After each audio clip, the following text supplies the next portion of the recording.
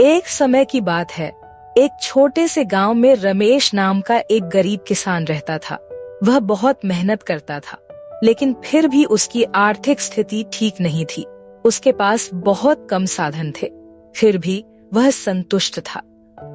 गांव के लोग उसे ईमानदार और सच्चे इंसान के रूप में जानते थे। एक दिन गांव के पास के जंगल में उसे एक चमकती हुई चीज, जब उसने घड़े को उठाया और उसमें झांका तो वह आश्चर्यचकित हो गया।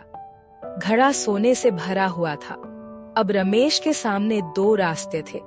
वह यह सोना अपने पास रखकर अमीर बन सकता था, या फिर वह इसे गांव के कल्याण के लिए इस्तेमाल कर सकता था। उसने सोचा कि अकेले अमीर बनने से उसकी खुशी नहीं होगी, इसलिए उसने घड़े को गांव के मुखिया के पास ले जाकर उसे सौंप दिया। मुखिया ने इस सोने का इस्तेमाल गांव के गरीबों की मदद करने में किया।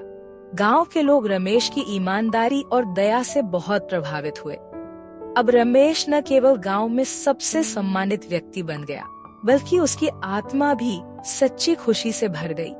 कहानी का संदेश यह है कि सच्ची खुशी धन या संपत्ति से नहीं आती, बल्कि दूसरों की भलाई और ईमानदारी से मिलती है।